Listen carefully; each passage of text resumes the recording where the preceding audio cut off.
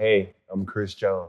Hey, I'm Rusty Druin. This is Rusty's talk show. So I didn't know. I was looking for the teleprompter. No, there's no teleprompter or anything. We're just going to talk about a few things. They're going to film it, and there you go. Okay. So do you remember the first time you came to our dealerships? I think I remember the first time I came to the dealership. I think Tyreek was there. Yes, he was. 8 years ago, right? It was just right after your guys' rookie season. So 9 years ago. 9 years ago is when it was. And you actually came down to a signing, both of you did, at our BMW Columbia dealership. And it was to benefit the Boys and Girls Club, actually. Was that the signing where we both sat at the booth together? Yes, you did. And I had a gray shirt with a chain on? Pretty sure you did. Okay, we're going to have to go back and reference the pictures, but I'm pretty sure you had a green shirt with a chain on, and yes, you did. Okay, yeah.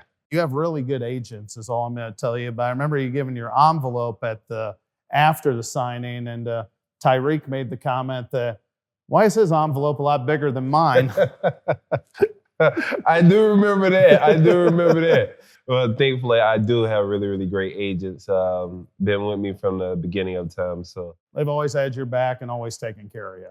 They have since college. Actually, funny story how I met my agents. Tell me. The only reason I signed with my agents because I was in college. Yeah. And they sent me this video with 3 sweet Colombian ladies telling me to have a nice game, that they're rooting for me, shouting my name. And I was like, if he's able to convince them to do that, I'm definitely signing with these guys. And I signed with them 3 months later. And at least they knew your sweet spot. Absolutely. At that time, they did. I mean, there's a lot of other crazy times I can think about, but do you remember how crazy it was during the dealership when we had the grand opening of Rusty Druin Toyota? I do remember that. Actually, I do remember the grand opening of the Toyota store. Me and Tyree was talking trash. He had just got traded, and I was congratulating him for all the money he was about to see and about to get. And it was a competitive battle, but also the people that we encounter and the love that we were shown our time there and our last time together. What I always think is really cool about you, just because of the relationship or everything else, when you came that day, when we have no idea how many people are going to show up to the dealership, and you came there and you're just like, we're going to get everybody signed, we're going to get them done, don't worry about it. So you just said, we're going to take care of the people. And just from me to you, I just always want to tell you thank you for just doing business like that. Oh, no problem, man.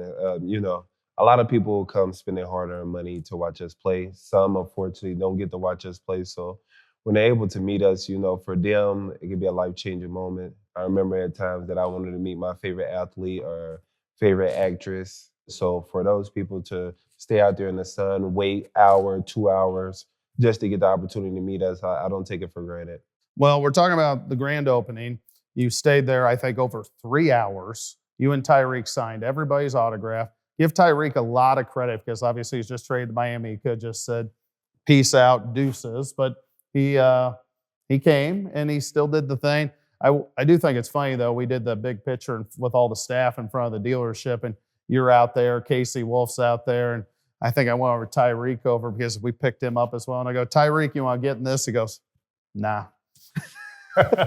Nah, I'm good. Yeah, it was a lot of hostility at that time, with Tyreek and the Chiefs because of the fact that I think righteously so, he was one of the better receivers in the league. Yes, sir. He wanted to be paid like it. But the fans, we all loved Tyreek. And we all also understood the business side of it, where, he deserved to be the highest paid in the league at the time.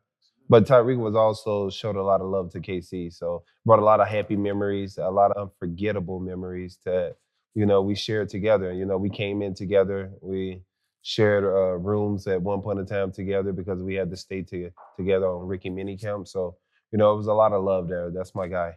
So probably my favorite story I like to talk about with you too is a story that never happened. So I know what you're talking about. You know what I'm talking about. Do you want to tell it or do you want me to tell it?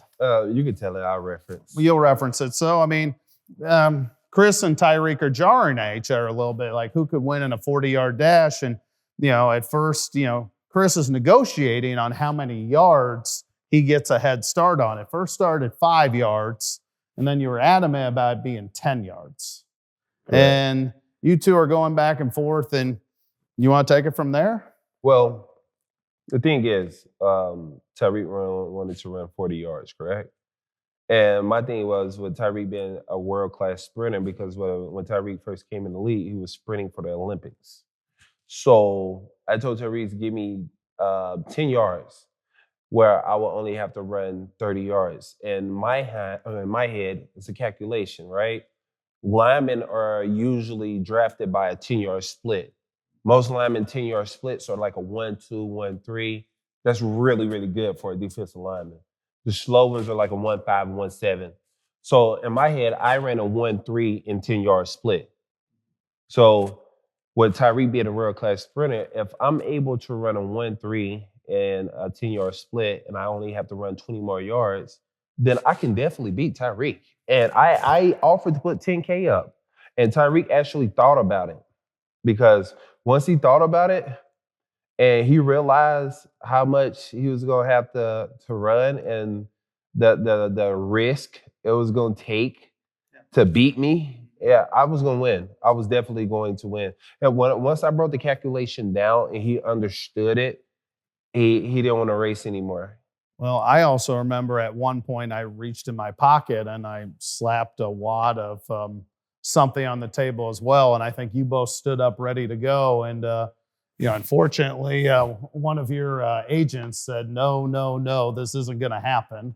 Yeah, age or not, if Tyreek would have went outside, I was gonna race him. You're going to race him? For the 10K? Yeah. Absolutely, absolutely. I will race him today with a 10-yard split for 10K. Like for 30 yards. Yep. We can go 40. I'll go 40. Give me a 10-yard split. You got him. Yeah, I'll get him. I run 30 yards. Like I can run 30 yards in my sleep. Easy. Easy. Yeah. For 10,000? Mm-hmm. Oh my God. Yes. With 10 yards? Any day. I still wish to this day their CC Broiler parking lot would have seen you two racing Listen, out front. I wish it would have happened. Like it was this close. It's never too late, Rusty. Okay, we'll talk about that later. It's never too late. So Tyreek, if you're listening to this, it's never too late is all we can tell you. So it's I'm never gonna too make late. sure Tyreek Hill see this, and I understand his competitiveness and how he loves to race and the spirit he has, but any day for 10K, listen, I'm ready. I would run in this any day. I love it, man. I love it. That's awesome. Absolutely. That's awesome. So you're talking about your idols earlier in sports. Who did you idolize growing up? Well, I never was a football fan growing up. Really? I didn't play football. I didn't watch football. I started playing football in high school, probably when I was a junior. So it was never my passion to be a football player. When I first got out of 8th, 9th grade, the players used to always come broken up. So I was like, I'm staying away from that. I was a hooper. So Kobe Bryant. Absolutely. Kobe Bryant is one of the people that I wanted to be like when I was younger. Or Michael Jordan. It's like Michael is 1A, Kobe is 1B. Mm-hmm. For me, those were the best guys. I wanted to be a basketball player also. So it was between those two and Paul Pierce. Kind of created that mentality over the years. Those are pretty good guys to idolize, I admire. That's pretty good Mount Rushmore, if you ask me. It's not bad. So you didn't start playing football till then, and then you went to Mississippi State, got introduced to the SEC. What's the most memorable game you have playing in the Southeastern Conference? Well, Southeastern Conference, then we was in the West, where now the West is kind of wide open. Yeah, it is. But back then it was 7 teams. It was Auburn, Arkansas, Ole Miss, LSU, Alabama, Texas A&M, and us. And we used to have to play. Those were the top dogs. The West used to be the best conference of the SEC. We play Alabama every year, who had Nick Saban, who you lose 2 games, you won't make it. You play LSU, had Les Miles. Ole Miss had Hugh Freeze. So anytime I was able to play against an Alabama guy, I sacked AJ McCarron. LSU, I was able to make a big play against Leonard Fournette. So anytime I was able to play in those games against those guys was more so creating memories for me because it was the SEC. I felt it still the best conference, you know. Yes, it is. Other than the Big Ten, I got to give respect to the Big Ten because they're competing with us on championships now. Yeah. No, I agree with that, but it's still hard to beat that conference. Like I It said, is. it It is is. without doubt. It And is. yeah, our team back in Columbia, Missouri, they're doing okay right now, and they're being competitive. And Mizzou, MIZ, MIZ, they the SEC now. You know what I mean? So MIZZOU, I got respect, much respect for Mizzou. Nick absolutely. Bolton, Nick Bolton, yes, sir. absolutely. So, one thing I hear Andy Reid always says all the time is, told us like one of the number one things he says is eliminate the distractions. What's the number one thing you remember him saying all the time to you guys? Let your personality show. It's probably another big thing that Andy Reid preaches. It's more so, don't be afraid to show emotions, um, and be yourself. I think that's huge because a lot of times we're very confined with making sure we do everything in coordinates with the team. For me, I'm just like a wild child. I don't mind letting my personality show whether I'm cussing someone out, whether I'm giving the birds. It's like for me, that's how I play the game. I play with a lot of passion. So I have to like show my personality when I play.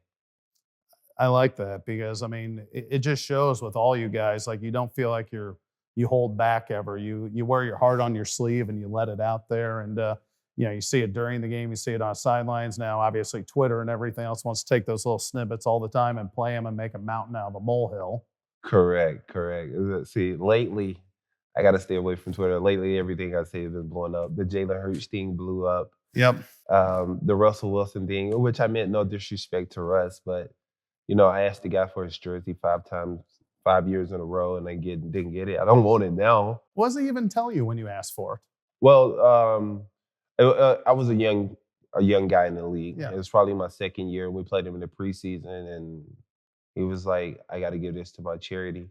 Then the third year, I had sacked him, and they beat us, and I still asked him for it because I didn't care. I was like, this is Russell Wilson. Yeah. I used to have a huge love for the Seattle Seahawks because of how they played. Um, and I still asked him after we lost. I'm like, "Look, Russ, I freaking love you. I think you're the best quarterback ever. Can I have your jersey?" He was like, "Yeah, yeah, I got you." And then 2 years, 2 or 3 years later, we played him. I asked him again. I was like, "Russ, can I please get your jersey?" Yeah. It's like, you know what I'm saying? He was like, "Yeah, yeah, I got you." And I asked him one more time, and I was just like, "You know what, Chris? Just stop asking. You're not getting it. You're not getting it." So now it's like, it's at a point where you just create an understanding where you respect them from afar and you don't even want it. Yeah. Don't even care anymore. Yeah, it don't Like what even you said matter. last night. It don't even matter no No. more. Yeah. I like that. Yeah, it don't even matter no more, man. You can have it. That's pretty cool. That's pretty cool. So, how does one, get a plus one or invite the Travis and Taylor's wedding? I'm just looking from, friend to friend. How do I get a plus one invite to that? Listen, you can go with me. I can go with you? Absolutely. You can get the invite with me. I'm waiting on the date to be set, and as soon as Trav give it to me, I got you. You Don't got me? worry. I got you. You all heard here Absolutely. first. He's got me. I got you. I'm not going to hold my breath on that one, by the way. No holding breath. So, but I got you. I You got got you. me. Okay. You got me from that end. So let's talk about a couple of your guys. Like if, Patrick Mahomes, what kind of car would he be? Patrick would probably be a SP1. An SP1? Yeah, Ferrari SP1, which is fast, durable, can bend corners, impressive. Yeah. Impressive in the speed wise. F1 car, mainly for racing, but you can drive it on road.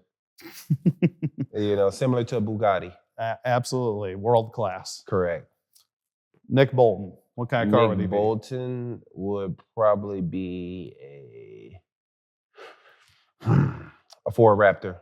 Ford Raptor? Yeah, only because Nick Bolton is a thumper, durable. He can carry weight. You know what I mean? Carry the weight of the team. Durable, can move in traction.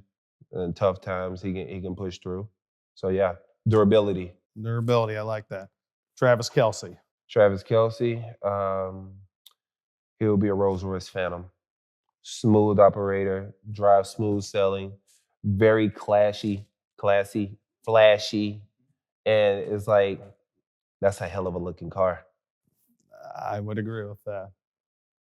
George It Karloftis. would be a Porsche GT3. I like it. You like it, huh? I You like it, You man. like it. I would say our Porsche GT3 is bigger, faster, a little rough around the edges, but it's a car you like to drive. You know what I mean? I know what you mean. Well, let's do like one or two more. How about Creed Humphrey? Creed, okay. A dually truck. The dually truck? Yeah, is I would say a dually truck. Um, not more so appealing to look at, but he gets the fucking job done. Gets the job done. I like that. And at times you like to drive it. Yeah. Just at times, not all the time though. Well, depending on what type of driver you are. I don't drive like trucks. Yeah. You know what I mean? So it's like for me, it's like you need a dually truck though. The fucking snow here, you need a dually truck to get you through. I agree with that. I agree. Since we had him down at the dealership recently, how about your new second round pick, Omar Norman Lott? What kind of car would he be? A Charger SRT Durango. SRT Durango? Correct. Fast, hell on wheels, a little rough. Got a lot of power under the hood. Absolutely. And got nice curves as a car. As a car. Pause. End Yeah. scene. Yeah. Yeah. Hey, I had to save you on Yeah, that. you had to I save me on you. that one. Absolutely. Absolutely. What's the best offensive lineman you've ever played against? Single best Yeah. or overall best offensive line? Yeah, take it whatever way you want to go. Okay, my third year in the league, I played the New Orleans Saints, and I felt like they was really, really good. But single best offensive lineman, I don't know. Okay. It's kind of tough because I would agree with that. when I look at offensive lineman, I look at single best. I look at a guy that can block me consistently one-on-one without having any help. Agreed. Yeah, obviously you love playing at Arrowhead. What's your favorite stadium to go to outside of Arrowhead? Yeah, Arrowhead is very special to play at. It has that home feeling, and you can definitely tell the crowd is in tune the whole game. Probably the most similar stadium to Arrowhead is probably Green Bay Packers. Yeah, it's nostalgic. It's just historic. Correct. You pull right in this residential neighborhood, and the stadium just pops up out of nowhere. It's very like family oriented. Being there, that's all they have. Yeah. Other than the Milwaukee Bucks, but that's so far away. So Green Bay is like definitely similar to Arrowhead. The history of it. Agreed. What would be your least favorite place? My least favorite place is probably that I just hate. Yeah.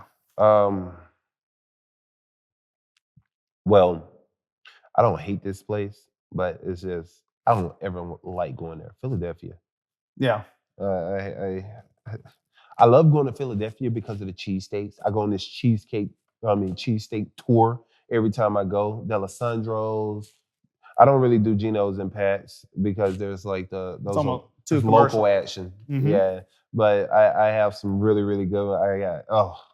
Last time I was there, I went to like 8 different cheesesteak places. Like, in how many days do you go eat 8 different cheesesteak places? Oh, it was a 1-day journey. So you ate 8 cheesesteaks in one day? Well, this is my thing. So you can't eat the whole cheesesteak. So you eat like half the cheesesteak? Well, depending on how good. Okay. D'Alessandro's, I eat a half of a cheesesteak. Okay. So if I go to,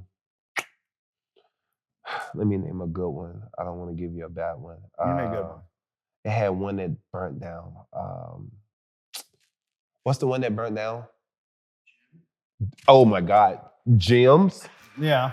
I eat another half one. I eat another half one. So I have my places that I go to, but I don't mind traveling like 15 to 20 miles away from where we stand to just go grab a cheesesteak. Yeah. No, I get that. I get that. And then I have a driver to go pick me one up here that I heard this cheesesteak was good. And I have him go pick me up one here. So around 10 o'clock, I had like 5 cheesesteaks in the room just chilling. We need to go to do something like this sometime because I do have some of the crazy ways of getting food just like you do. And I think we would do just fine. Hey, We need to talk about that. Listen, I went to New York this past week. I went to Cat's Deli twice, ate French fries, had pastrami dripping. Oh my God, it was amazing. We went to Joe's, Lucali. Okay, I went to Joe's. I've been to Joe's plenty of times. Yeah, have you been to Lucali? I have not been there. Oh my God, Lucali is Joe's on steroids. Okay. Have you been to Fort Charles? I have been to Fort Charles Prime Rib. Yes, I Okay. have. I heard, what was the story I was told the other day? The new Giants quarterback called, was it Jason Dart? Is that right?